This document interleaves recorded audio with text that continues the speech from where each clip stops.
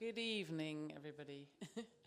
As my friend Bernard just said, we are running on Mediterranean time because we are moving to the Mediterranean shortly to hear an excellent lecture, which I'm very happy to introduce. Thank you all very much for coming as well. It's great to have a full house. I'm the Maritime Archaeological Director of the Honor Frost Foundation. My name's Lucy, and I am delighted to invite Dr. Stella Domestica, who has flown in from Cyprus. Stella is from the University of Cyprus, and we've worked together on projects for many years. And obviously we collaborate very closely because Stella is one of our key partners in the region. Usually you'll see Stella on classical wrecks and surrounded by amphora. That's her love. You know, we all make our choices in life. But this time, she's moved in a number of millennia, actually, later. And we're going to hear about the exciting work she's been conducting for a couple of seasons, I think 3, thank you, on the Nissia Shipwreck off the east coast, which is dated to the Ottoman period. And as I was talking to her this morning whilst interviewing her for the podcast, which I'm sure you all listened to, the next one will be on this, yeah, I realised that it's a really exciting wreck full of lots of hidden mysteries and stories. So I'm really delighted to invite Stella to come and give us our annual lecture. Thank you.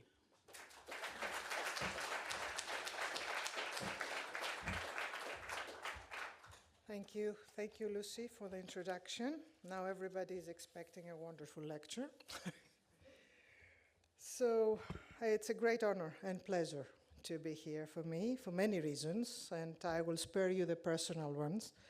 But I cannot pass over the professional reasons that make the invitation to deliver the Honor Frost annual lecture particularly meaningful for me. More than 10 years ago, the HFF has been, for more than 10 years now, the HFF has been a decisive game changer in the maritime archaeology of the Eastern Mediterranean and beyond. Funding innovative research, empowering promising young archaeologists, and promoting capacity building all reflect HFF's serious commitment to advancing both scientific knowledge and societal impact. Cyprus has had the privilege of being at the heart of the Foundation's remit, benefiting a lot from its funding schemes, and I cannot thank you enough for your ongoing support, which fosters a dynamic research environment so that we can dream big, keep calm, and carry on with maritime archaeology. One of the many paradoxes of the Eastern Mediterranean, is that while antiquities serve as crucial symbolic capital for ethnic and other identities, in most countries, state investment in archaeological research remains strikingly low. The high operational costs of maritime archaeology place it even further down the governmental priority list. All underwater sites are protected by law, but as you know, the real protection is associated with public awareness. And for that, archaeological investigation, the story behind the site, is always necessary. We cannot expect the public to respect a site just because it's historical or ancient. The Nissia Shipwreck is an excellent example of this. And for that reason, I decided to present it, even though public talks typically do not discuss unpublished research like this one. However, I felt it would be important to share a study still in progress with many unanswered questions because it offers the opportunity to shed light to a very particular aspect of shipwrecks, one that fundamentally sets them apart from any other archaeological site, underwater or terrestrial. And it's the randomness of the wreck site. More often than not, the only link between the ship and the place of wreck is the very accident itself. This can transform archaeological work into a detective investigation. With my title, I suggest that the mystery has not been resolved or disentangled, but as you will see, we have made significant progress. So started with biographies, not mine, but I will start with in 2007 when my employment as a maritime archaeologist at the University of Cyprus, thanks to an initiative of another foundation called Thetis, encouraged members of the diving community to report an ancient shipwreck to the authorities. It was the classical shipwreck of the village of Mazotos, an impressive but challenging site at 45 meters depth. The Nissia Shipwreck was already known, but never have been taken very seriously by the diving community as an archaeological site. So Cypriot maritime archaeology kickstarts with the Mazotos shipwreck, which attracted a lot of attention, partly due to the legacy of the Kyrenia, another classical shipwreck on the island. And all went well. The archaeological investigation, combined with university courses and field schools, sparked awareness among archaeologists, divers, the authorities, and the wider public. But in 2013, the economic crisis changed everything. Funding was disrupted, the Thetis Foundation closed a few years later, and the prevailing sense of insecurity made it impossible to raise the funds needed for the next excavation seasons at the Mazotos shipwreck. So during that difficult moment, for better or worse, rather than focusing solely on the Mazotos site, my attention shifted to keeping the momentum around maritime archaeology in Cyprus alive. I was after a less demanding site to continue fieldwork. This is when the Nissia shipwreck first caught my attention. I had heard local divers speaking of a cannon wreck at Green Bay. That was the name of a big hotel on the East Coast, and in many ways reflected the perception of the local community about the site. At a depth of 28 meters and easily accessible at 500 meters off the coast, it had become a touristic curiosity, an unregulated park for recreational diving, as you see here. One cannon, standing proud of the seabed, was visible from afar and had become the diving landmark of the site for decades. It had not started as such, however. A local diver had reported the wreck to the Department of Antiquities since 1994. The department acted immediately and invited a team from the Greek Ephorate of Underwater Antiquities for a first evaluation. But apart from the fact, the confirmation that there was indeed a historic shipwreck at the site, there was no follow-up to that mission. 10 years later, in 2005, it was reported again, and the German Society for the Promotion of Underwater Archaeology, the GUVA as we know it, applied for permission to survey the site in collaboration with local divers. But again, the project was cancelled due to the lack of funding. Inaction allowed the original report and the one that followed to fade from the local community's memory, to the extent that in 2006, 2 sport divers reported the shipwreck for the 3rd time to the authorities. So when I requested permission for the Department of Antiquities to begin archaeological work at the shipwreck in 2014, the site had already had a 20-year-old documented history. Yet, it remained a canon site, known but unknown at the same time, as nothing more was understood about it. Despite my lack of expertise in historic archaeology, as my friend Lucy explained earlier, this sparked my archaeological curiosity. But what truly drew me to this site was first a sense of duty to document the island's maritime archaeological heritage, combined with a pragmatic need to begin training students and make the most of a promising opportunity for capacity building. What made that first reconnaissance expedition possible was generous funding by the Honor Frost Foundation, which I had just started to know better. Indeed, after 2 weeks in the field, we had mapped the site, and thanks to the work of Dimitrios Karlatos from the Cypriot University of Technology, we mapped it in detail, and we established that under a thin layer of sand, the hull remains of a ship were preserved, but were at serious risk.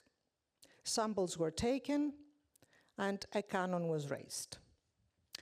So the Green Bay, or the cannon wreck, had become the Nissia Shipwreck, after the official name of the closest coastal toponym, which means islands in Greek. The Department of Antiquities was not only the authority that issued the permit, but also a valuable collaborator for the conservation and the in situ preservation strategies. Our next visit to the site was 3 years later in 2017.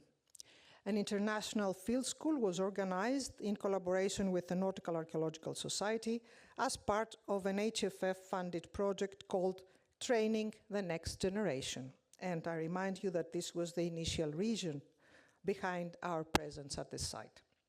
12 students were trained there, but also significant progress was made exposing the hull, as I will explain later. Our third and latest visit at the site was last year in 2024. This time, the excavation was part of an EU-funded project called THETIDA, which aims to study the impacts of climate change on coastal and underwater archaeological sites.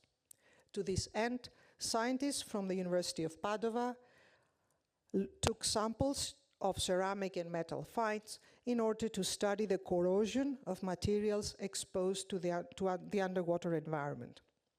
The analyses are carried out in relation to the temperature and conductivity conditions of the water, which were measured by specifically constructed sensors, as you see there, portable and fixed to the sea bottom. Another objective of the project last year was to promote public archaeology and citizen science through the development of living labs, a series of workshops organized by CMMI, which is another partner of this project. In short, our work at the Nissia Shipwreck thus far has been triggered by training and educational activities. Still, thanks to the careful archaeological work that has been conducted in parallel, the ship has rewarded our attention, providing us with information about its historical and archaeological significance. It is still under investigation, but the draft of a preliminary report is almost finished by a team of collaborators to whom I am grateful. One of them is sitting over there. I will now summarize our results and mostly our questions. First, let me properly introduce you to the site. The Nissia Shipwreck lies on an almost flat seabed at a depth varying from between 24 and 28 meters. It extends over a sandy area, approximately 23 meters long, with a north-south orientation, which is surrounded by fields of seagrass, the protected species of Posidonia oceanica. Before excavation, scattered pieces of worm-eaten wood and metal concretions were visible, but the predominant feature were the 3 cannons at the eastern part, 2 lying on their sides and 1 half buried in an upright position, the landmark that I mentioned earlier. And we later discovered a 4th one. The site's location as a sandy islet within an extensive Posidonia meadow suggested that the seagrass growth was inhibited by archaeological material buried under the sandy area. To investigate this hypothesis and targeting to expose key structural elements of the ship, excavation trenches were laid out in 2017 transversely across the center of the site, forming a transect that began at the location of 2 cannons and extended westwards. I don't know if I can. You see the 2 cannons? It doesn't work. doesn't matter.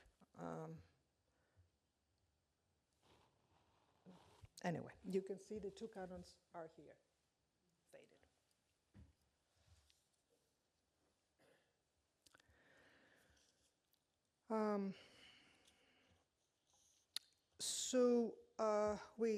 Where was I? Yeah. So during this expedition, significant sections of the hull were uncovered, and they were found just beneath a very shallow sediment layer, averaging 10 centimeters or less in depth. For the site mapping, we used photogrammetry, which enabled efficient documentation during relatively short field seasons of just 3 weeks. In addition to recording the position of finds and hull remains, Marinos Vlachos and Dimitris Karlatos used Nissia as a case study to develop innovative methodologies for underwater image color restoration, addressing a long-standing challenge in underwater photogrammetry.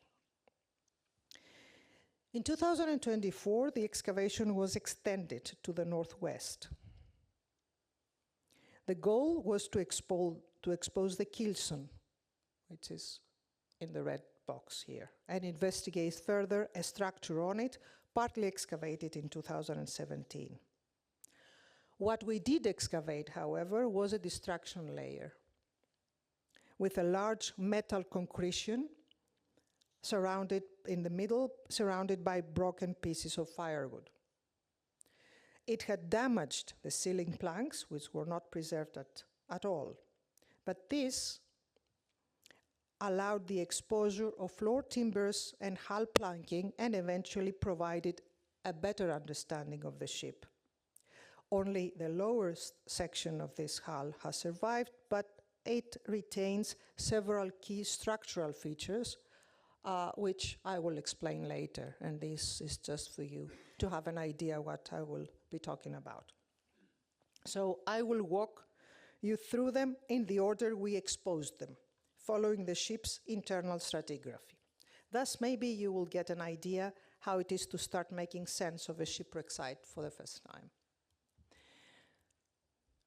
Riders are reinforcing members in the interior of the lower hull, standard in warships, but less common in merchantmen, where they could be added during repairs.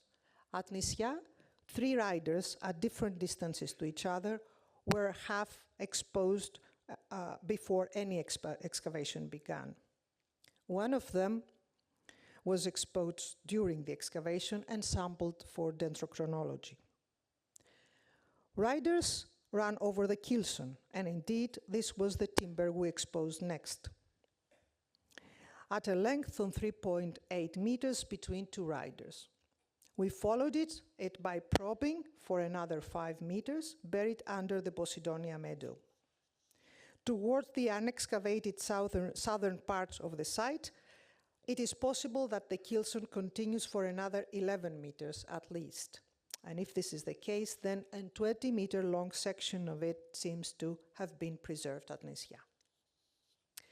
As expected, east and west of the keelson, we found the limber strakes, the removal boards that allowed access to the limber channels where bilge water collects, and next to them, 5 strakes of the internal planking, what we call ceiling. We found 4 east of the keelson and 1 west of it.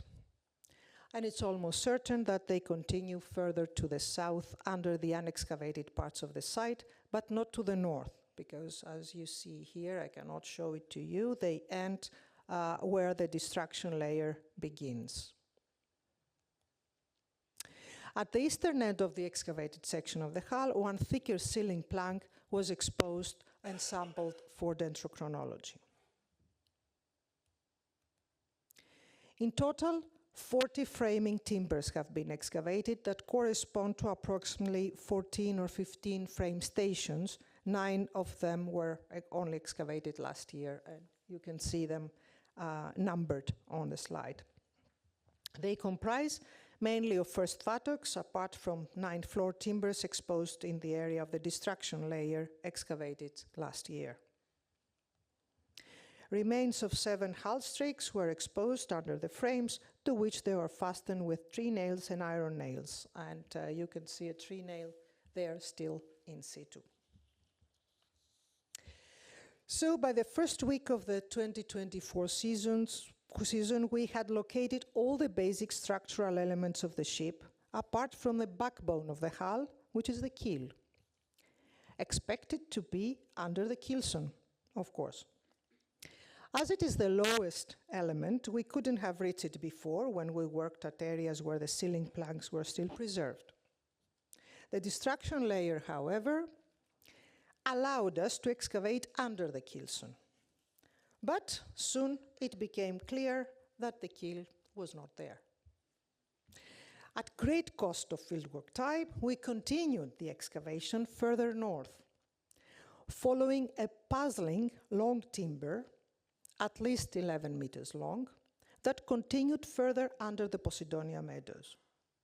When it was further exposed, it looked like it was our phantom keel, completely displaced. And you see the yellow line is the line of the keelson under which the keel should be, and in the red box is where it was actually found. Although it has not been possible to record it with precision because of time constraints, we managed to put together a rough section based on measurements at its best preserved parts. And you see in the image in the middle, you see the bizarre stratigraphy. For those of you that are familiar with shipwreck stratigraphy, we find the keel under the planking because it's completely displaced. So more work needs to be done before we understand the keel, the ship's architecture, but also why it was found displaced. So it will shed light on the causes of the wreck or the conditions of the wreck. Now I go on with the wood provenance. Thanks to the work of Professor Britta Lorentzen, we know the ship was built primarily of oak. Interestingly, species analysis in more than half of the sample timbers, including ceiling planks, riders, frame timbers, and the hull planks that we've just seen. The analysis identified oak, but Quercus section Quercus, which, as I found out, is northwestern European oak. So it's a particular kind of oak, which means that the ship was not built in the Mediterranean. This discovery was the first unexpected finding, and it proved essential for understanding the broader context of the ship. The study of the hull is ongoing, and thus far we have not focused yet on characteristic details that would help us associate the ship with specific shipbuilding traditions. But there are other finds that can shed light on the ship's function and identity. As I said before, in 2014, a cast iron cannon, the landmark of the site, was excavated and recovered. It was located 9 meters east of the main concentration and half buried in an upright position with the muzzle up. Its unorthodox location was explained through ethnographic work, part of Anna Dimitriou's PhD thesis. Local divers revealed that they had attempted to loot the site and raise the cannon to the surface with a lift bag. During the process of looting, they said that the ropes that tied the cannon broke and it fell on the seabed. Now, we are not very sure about the accuracy of that story, but a plastic bottle found almost half a meter into the excavation trench did confirm that the stratigraphy was disturbed, so something was wrong with that cannon there. This looting episode could also explain the concretions developed on the gun surface. The cannon chase was free of marine incrustation, although it was found exposed, whereas a thick corrosion layer had developed at the buried rear part of the gun, which should have been cleaner if the gun had originally been deposited in that position. This led us to believe that the original position of the cannon was also half buried, but with the barrel down and the rear part exposed, and so covered with concretions. After treatment, for which I have to thank Eleni Loizidou and her team at the Department of Antiquities and the HFF, because it funded a workshop, a conservation workshop, during which this cannon was treated. Measurements were taken, and the cannon specialist, Ruth Brown, kindly accepted to identify the gun. Diagnostic, typological, and morphological features, such as the shape of the cascabel and the muzzle, along with the pattern and shape of the ring bands, led Ruth to argue that our gun was a cast iron English Saker, dating from about the second quarter of the 17th century. It was cast, she said, by John Brown, a gun founder who ran the largest iron working operation in Britain at the time in Kent. Apart from the Royal Navy, Brown was selling guns mainly to the Dutch and also to the Venetians, who remained an important customer for English guns through much of the 17th century. Ruth pointed out that there is an identical gun in the castle of Rethymnon in Crete, dated before the Phoenician fortress was captured by the Ottomans in the 1640s. But a 4-digit number is engraved on the base ring of our cannon, behind the touch hole. It was not a date, as we first thought, but a number, 174 or 175, that most probably represents a weight in Amsterdam pounds. Guns needed to have weights for their loading on ships and also for their price, as they were often sold by the pound. Engraving the weight on the base ring was a common practice in the 17th century, when the Dutch, unable to cast their own iron cannons, purchased large quantities from England, and John Brown was a key provider. I will come back to this, but first let's have a look at the rest of the ship's finds. The commonest group of mobile finds at the Nissia wreck is wood, and I don't mean the wood from the ship's hull. I'm referring to cut pieces of tree branches and elongated logs with tapered or pointed ends. The vast majority of them were found on the southern half of the site, that is shaded in blue on the plan.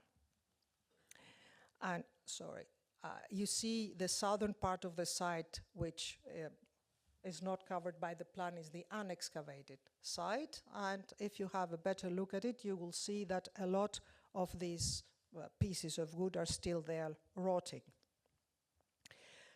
So it's something we have to do something about to protect them, but on the other hand, the fact that they are there, they create a very good buffer zone for the hull, which is nicely preserved underneath. From our excavation, more than 140 have been documented thus far, but it's most likely that at least twice as many remain buried under the sand. Only 12 specimens have been recovered and stored in the conservation lab, whereas 61 were reburied after they were recovered and documented. This was the only way to continue the excavation in the better preserved part of the hull without creating a serious space management problem at the conservation laboratory, especially given the absence of facilities of treatment of waterlogged wood. And our in situ preservation practices had proven effective before 2007 during an experimental burial of sacrificial wood organized by our conservator Eleni Loizidou. Each group of logs shows internal uniformity in size. So the cat logs are approximately the same length, and the same is true for the longer ones with the pointed ends. The logs with the pointed ends are almost twice as long as the tree branches. 16 specimens were sampled for species identification, and they were all hardwood, most of them evergreen oak, which grows around the Mediterranean. At this early stage of research, it cannot be ruled out that the ship was carrying a cargo of logs. It seems more likely, however, that all these logs were the fuel provisions for the ship's galley. Hardwood provides a long-lasting, hot fire, so it's suitable for cooking and heating purposes. All logs were stowed together in 2 tiers with no observable pattern indicating functional differentiation. Now, the pointed ends of the worked logs do not seem to correspond to any particular use in the galley or other parts of the ship, at least to my knowledge. Rather, their distinctive form suggests that they were originally shaped for some other function before being brought onto the ship and repurposed as fuel. This can also explain the lack of size uniformity which would be necessary for the logs to fit into the furnace. And this brings me to another common artifact of our shipwreck, which is the bricks. 81 of them have been excavated. Most are yellow buff in color and rectangular in shape. And they were found in the western part of the assemblage among the stacked firewood. Most probably, these bricks were not cargo. Their low quantity and scattered distribution, as well as 2 broken bricks found connected with mortar, imply that they come from the hearth in the ship's galley. Box-like constructions are the shipboard hearths lined with bricks meant to protect the ship from the cooking fire. Some recorded examples you see here are known from shipwrecks from the 16th to 18th centuries. But bricks from shipwreck assemblages have been published mostly as cargoes or ballast. During the 17th and 18th centuries, transportation of bricks by ships to colonial outposts as cargo or as paying ballast was a common practice. Such shipments of thousands of bricks were then used as building materials at the colonies of destination. And a good example is this Dutch East Indiaman, or VOC, ship that sank in Western Australia in 1656, carrying 8,000 bricks. English, Swedish, Dutch, and French brick-making industries flourished during this period, and so it seems that some basic dimensions were standardized and can be used as identification markers, although sizes vary significantly.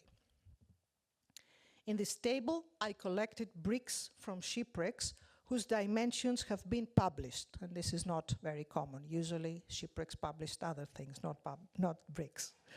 So they were cargo bricks, not used for the hearths, but they give us an idea of their dimensions by country.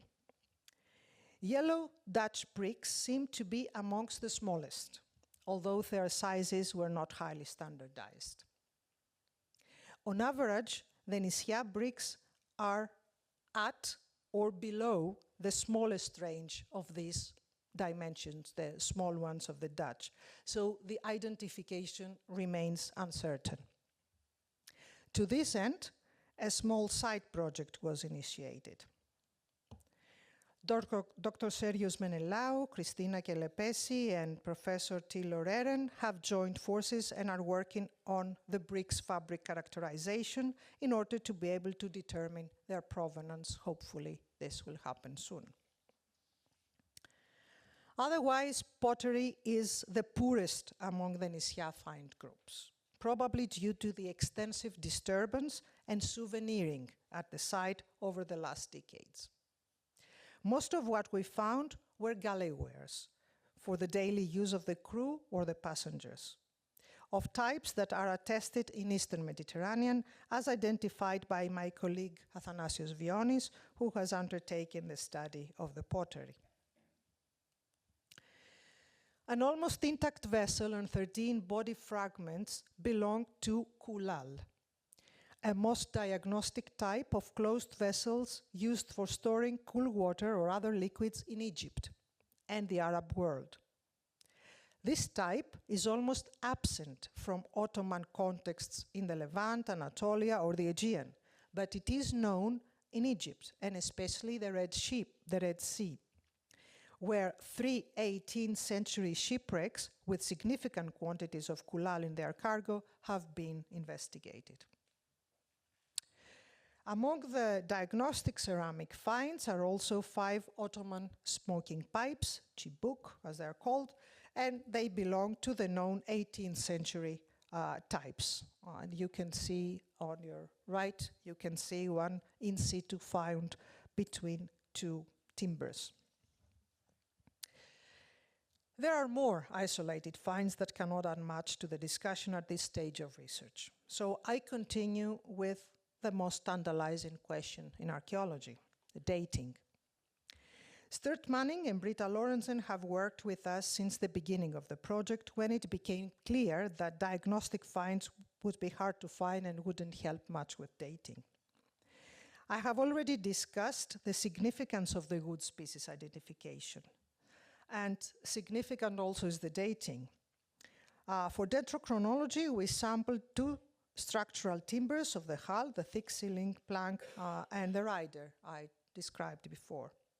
They were both oak, this North European oak, and they matched with North European oak chronologies. The ceiling plank preserved 4 sapwood rings that provided the cutting date, so when the timbers were felled, from around 1671 and between 1671 and 1691. Radiocarbon dates were run on seeds, 2 olive pits and a nutshell, and a piece of firewood that preserved bark and 92 rings.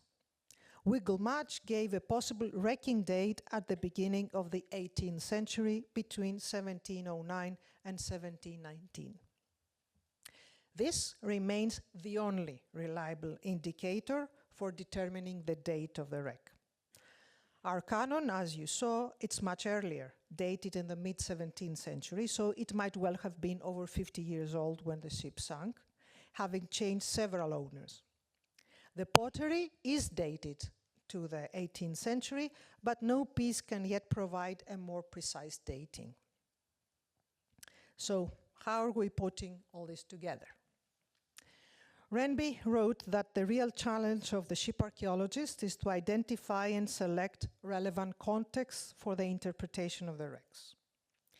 This certainly holds true in the case of anonymous wrecks, and with Nissia in particular, the archaeological evidence so far has not allowed the placement of the wreck within one specific cultural ethnic context.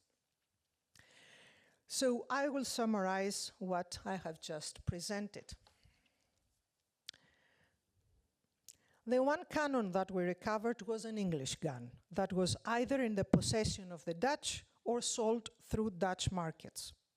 But it is uncertain whether this corresponds with the final phase of its period of use. Cannons were sold several times during their lifetime.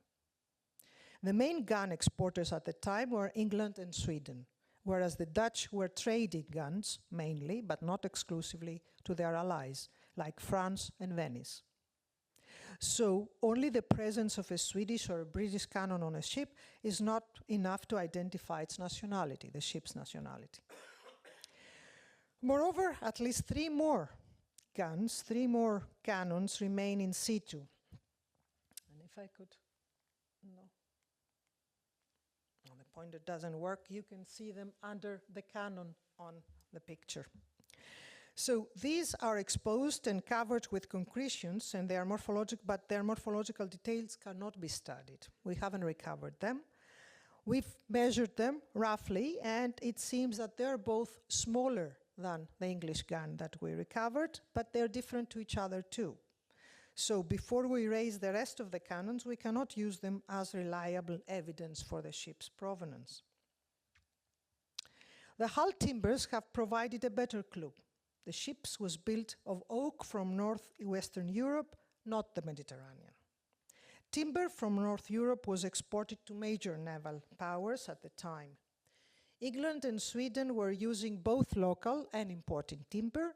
The French were using their own resources, and the Venetians were importing from various areas closer to the Mediterranean. But the lowlands did not have sufficient local timber resources to meet the needs for their burgeoning shipbuilding industry during the 17th century, which was the Dutch Golden Age. So they imported their oak from Poland and Germany. The yellow bricks of the galley could have been Dutch as well, but they are smaller than all the published bricks from shipwrecks and most of the ones from buildings, although some buildings from southern Holland have similar dimensions with ours, bricks with similar dimensions with ours. As I mentioned, we are in the process of investigating the provenance further, but even if the bricks are Dutch, this cannot prove the ship's provenance.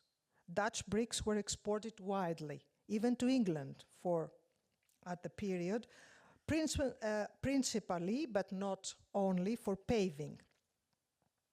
And although it will be improbable to use imported bricks for lining the ship's hearth, it's still a scenario that should be examined. Additionally, ship's galleys could be replaced or repaired during maintenance works, so it's not necessary that the excavated bricks at a wreck site belong to the original phase of the ship. For example, such a case is reported for a 17th century ship, the Advotster, which was originally English. After it was captured by the Dutch VOC, the East Indian Company, it was sent to the Netherlands for refitting, which included the galley. The ship sank in Sri Lanka, and the wrecks found on the wreck were Dutch, not English. So we cannot use that as an identificator. It will be interesting if they were local, Mediterranean, but it doesn't seem so, but we will see. Be that as it may, and despite all the caution and detective work, our strongest lead so far is that the ship was built somewhere in the lowlands or in Western Europe, let's say. The pottery finds, however, albeit few, take us to a different context. They point at a crew or passengers on board the ship that were smoking Ottoman pipes, not European ones, and used pottery vessels from the Eastern Mediterranean, and Egypt in particular. The firewood logs are hardwood, possibly from the Eastern Mediterranean. So it seems that we are excavating a North European ship, possibly built in a Dutch shipyard at the end of the 17th century, operated in the Eastern Mediterranean for a while, and sunk off the coast of Cyprus sometime during the second decade of the 18th century. The function of the ship cannot be determined with any certainty either. If it was a merchant vessel, or if it functioned as such at the time of the wreckage, the fact that no evidence of cargo has been found may indicate organic merchandise. The number of located cannon is too small for a warship, but given the extensive looting the site has suffered, it's not certain whether the 4 guns represent the original armament. However, the dimensions of the recorded timbers and the presence of reinforcing construction elements, such as the riders, indicate a ship of considerable size, possibly a warship. There is also always the possibility that the ship had been originally built as a warship somewhere in Western Europe, but later operated in a different function in the Mediterranean. And since there is more than just a single story to tell from a specific wreck, more work needs to be done before any hypothesis is further elaborated. But it's already evident that the entangled biography of the Nissia ship reflects the multicultural world of maritime trade in the 17th century Eastern Mediterranean. Since the 16th century, merchants from European maritime powers were very active in the trading world of the Mediterranean. In 17th century in particular, Brodel spoke about a northern invasion by the Dutch, the English, and the French, who swarmed into the Mediterranean with their superior sailing ships. In the Ottoman Empire in particular, the capitulations set privileges to these merchants given by the Sultan. During the second half of the 17th century in particular, capitulations were renewed for the French, the English, and the Dutch, solidifying their presence especially at emerging trade centers of Bursa, Salonika, and Izmir. Egypt also played a major role in the regional trade, with particularly strong and stable commercial ties with Istanbul and several Ottoman provinces. The carrying trade, or the caravan as it was called, was particularly competitive, with not only European but also Muslim shippers engaged in exchanges between Egypt and other big ports of the empire. Cyprus was rather in the periphery of all this. It was rather stable, away from conflicts, and as the Ottoman historian Antonis Hatzikyriakou put it, the island was on the ship routes of the period more as a stopover rather than a destination. Because of its geostrategic position, many European states that were trading with Ottoman seas had merchants and consulates established in Cyprus, mainly in the city of Larnaca, which developed into the island's largest port. Famagusta, the closest city to the Nissia Shipwreck, had gradually lost its commercial importance after the Ottoman conquest. Christians were no longer allowed in the city, and the harbor, gradually abandoned and silted up, was only accessible to small vessels. The advantageous location of the Famagusta Bay, however, close to Levantine coast and sheltered from the prevailing southwestern winds, must have attracted some maritime traffic, as reported by the Dutch traveler Olfert Dapper in 1688. Nonetheless, the context of the Nissia ship, wrecked approximately 10 miles south of Famagusta, remains uncertain. Its location may have been along the vessel's course to or from the city, or simply a random point reached after a hazardous episode, en route to or from another Cypriot port. The ship could have been appropriated by Ottoman subjects under various circumstances, or it may simply have been operating in the area for a long time and thus carried all the typical local galley wares. I guess you would all agree that we have reached the stage that we need to continue with more research before proceeding further with hypotheses. But we are confident that after 3 excavation seasons, the study of the material has yielded enough evidence to allow us to ask the right questions, at least. So, first of all, we need to identify additional diagnostic details that will help determine the shipbuilding tradition of the late 17th century to which the vessel belonged. And to this end, I'm glad to announce that a new HFF scholar, our Andriani Carletti, now a student at Aix-Marseille, is going to write her MA thesis on this subject.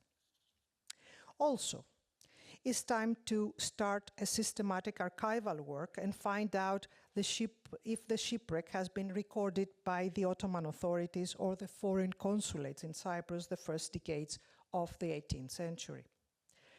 3 years ago, a preliminary investigation in the Ottoman judicial registers of Cyprus, in collaboration with Dr. Antonis Hatzikyriakou, was initiated and yielded promising results.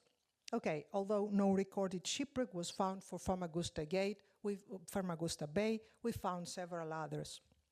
But now we have determined the related context better, so a more systematic project is in preparation with historians from Turkey, Cyprus, and the Netherlands. Another strand of research initiated with the Thetida project concerns the shipwreck ecosystem. Not only will we learn more about its effect on the exposed materials with an ongoing PhD at the University of Padova by Ludovica Cesareo, but also in collaboration with the marine biologist, Dr. Carlos Jimenez, we are planning to set up a system to monitor the Posidonia meadows around the site, which seems to have receded significantly over the years. I hope you agree with me that an unfortunate incident, a ship that met its fate off the Nissia Cove some 300 years ago, has become an indispensable part of the maritime cultural landscape of Cyprus. As research progresses and the ship's early biography continues to unfold, underwater fieldwork has contributed to maritime archaeology on several and multiple levels: training, capacity building, and public awareness. I confess that when I selected it as an alternative, pragmatic solution for a training site, one that had suffered 30 years of reckless treatment, I did not expect it to become such a fascinating project. And before I thank you all for your attention, I would like to express my gratitude to all members of our team, our students, undergraduate and postgraduate, the scientific collaborators, and especially to the volunteer divers who for many years have enthusiastically and selflessly supported underwater archaeology in Cyprus. Always indebted to the Honor Frost Foundation. Σας ευχαριστώ πολύ. Thank you very much for your attention.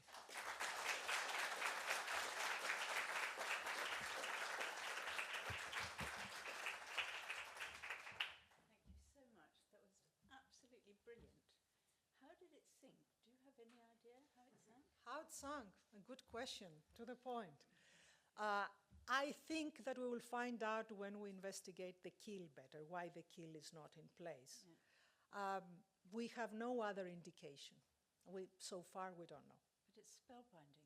All these bits from all over everywhere. It's like a detective story. It yes, really yes. is. It's absolutely fantastic. Now, does anyone have any questions for our wonderful speaker?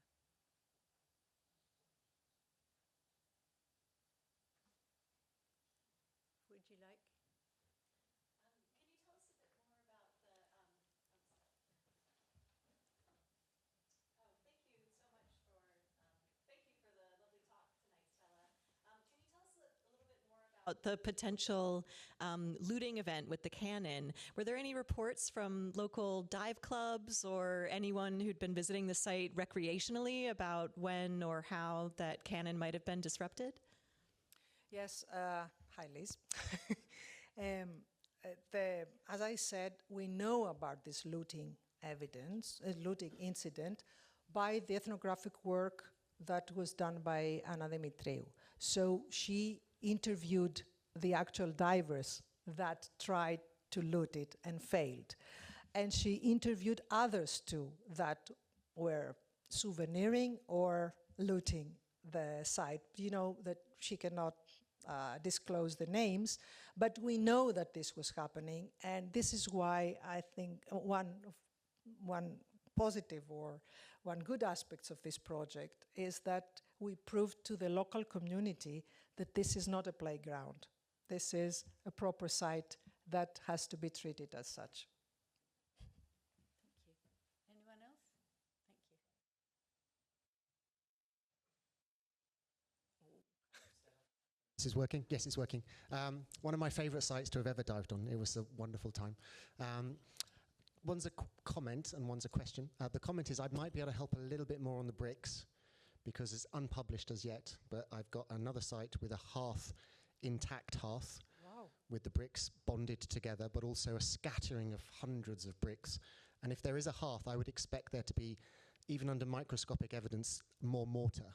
There should be mortar there. It doesn't just erode away and disappear completely or dissolve, because we've got it from 1672. But the question, which you're probably expecting actually, was more to do with, in terms of working out where on the ship you are, it's very flat, so you're probably in the middle somewhere, but have we got, what are your thoughts about possible mast steps? Yes, I know why you're asking this. Because I thought I found Mark. one. I thought I found one in 2017, but now it looks like it might not be.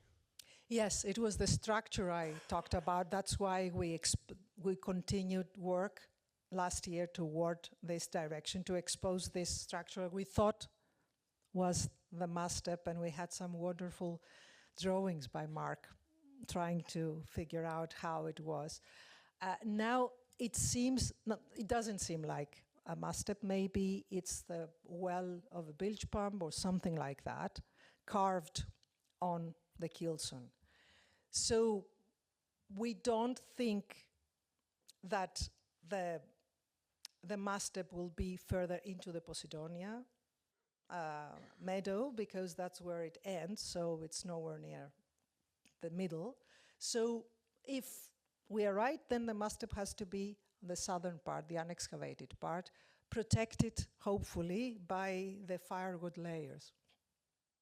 One there somewhere. Yes, has to be. Anyone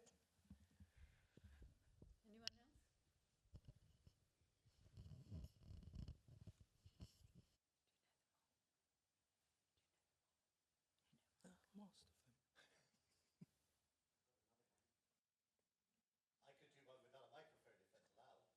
Of course. It's coming. No, that was wonderful, Stella. Thank you so much.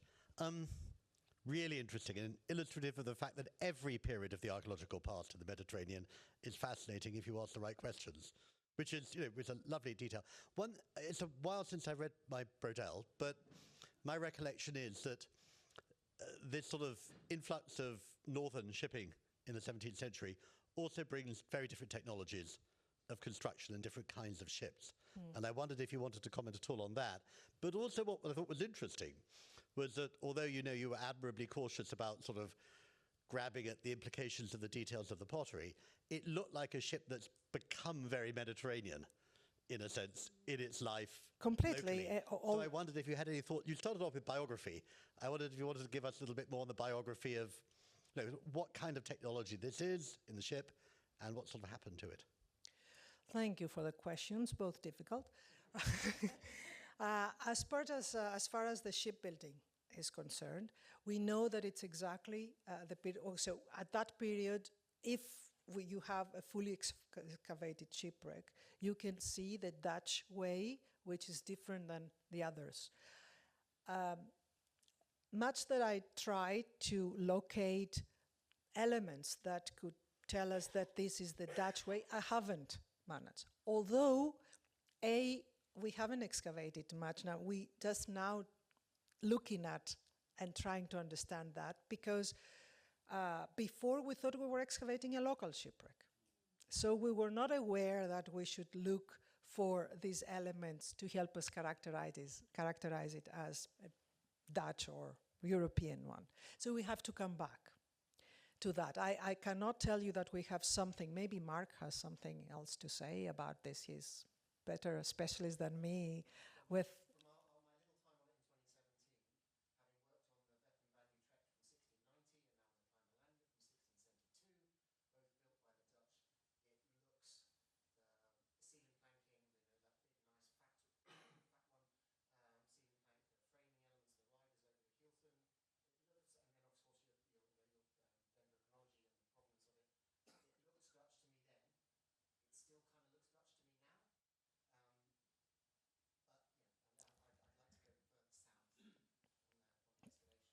Yes, a lot of people have said that it looks Dutch, but we have no firm evidence yet. And the other question about its Mediterranean life, I think there's beyond doubt. There's nothing European on the ship. I mean, nothing. The pottery is local, the pipes, which actually show who was there, what the passengers or the crew. If they were Europeans, they will have their own smoking pipes, but they were locals. And also, we haven't gone deep into that yet, but we had a look at the lead shots, the pistol shots that we found, and their caliber seemed to be the one cast by the Ottomans, not the Europeans. So I don't think that there is any doubt that the ship was operating there, which was no surprise. The surprise is that it was a non-Mediterranean ship which had become Mediterranean, obviously, which is, yes, fascinating as a story, I know. Another question here. Yes? So one of the species of wood that was used was evergreen oak, I think. Maybe it's home oak or something like that. It seems unlikely that the Dutch would have used or had access to that species. No, the evergreen oak were the firewood. The firewood was evergreen. The other is deciduous oak. So yes, yes. Yeah, and that's the wood actually, because the analysis was done by the same team, and they could tell immediately that without knowing, because we did a blind test, they didn't know what they were characterizing, but it was two very different groups which corresponded to the firewood and the structural timbers. So it was very clear that it was two different kinds of oak. Oak still, but yeah.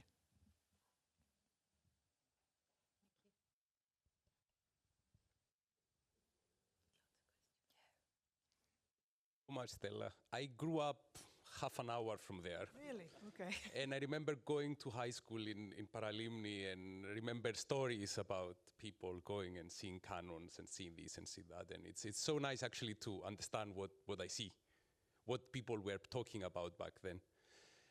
But this is a success story. How many stories of similar shipwrecks do we actually know that there could be out there? Or do we actually know about other shipwrecks that are there but haven't been treated with the same respect that this one got? Well, first of all, it was not treated with much respect before us. Yeah, In other words, it was not a very success. It was not a success story because the site has been looted heavily. So we have lost a lot of information and evidence. Now, how many other shipwrecks there are? Many. If I know of others that have been looted more than this, no, I don't. And, cannons are not very easy to take and trade. So I don't think that there are many sites like this in Cyprus, in operational waters. I'm not talking about the deeper one, deep waters that exist and we don't know them. There are cannons as isolated finds in many parts of the coast that some have been confiscated, some are still underwater, but they are not in a context of a shipwreck because they attract attention, And it was one recent event that looters were found while they were trying to lift such an isolated, a random cannon of the water because, the problem is that they're casting. I mean, they're just having them in their backyard and then they're selling it for the metal, which is, yeah. Considering that its location, Stella, it could have been salvaged from the day it sank. I mean, there's 500 meters less from the shore. It's visible. It would have been visible to the local people, or anybody would have been able to see it. Masts would have still. It's not exactly, and it's not only that this is very close to the coast. The Protaras coast is the most touristic, one of the most touristic spots on the island, and the center of diving tourism in the island. I mean, almost all divers in Cyprus have been trained there. So it's very easy for them. They all know it. And they are going in a scooter now. I mean, underwater, they don't even need a boat to go. It's very easy. You can swim to the site. One more question at the back. It's not a very scientific question, but I was just thinking, as the project has started excavating more of the sites, would the recreational divers create more damage to it, like create more disturbance? Because what's previously under the sand is now more exposed. I don't know if there's a risk or a caution there. Oh, that's a very good question because I didn't have time to talk about this. You know, when we excavate, what we leave behind is not a very nice sight, because we excavate and then we have to cover. And we cover, as you see, we do extensive reburial. So what we cover with is, with sand, of course, geotextiles, which we keep in place with, as you see, cement blocks or sandbags. So the divers now are going there, what will they see? Not much. And the cannons are still there, which at some point they should stop being there. We have to recover them. But now they know very well that this is a site that is under archaeological investigation. The local authorities are very aware of it, and it's listed as an archaeological site. So it's very hard now to go and disturb. During the work that we did with the local diving centers during this TETIDA project, we took people. The big picture in the beginning was during that they were visitors, these divers, to the site. And I have to say that their reaction was very good, very respectful, and they offered to help. They wanted to be involved. And they understood very well why they shouldn't take people without all the precautions. So it worked well.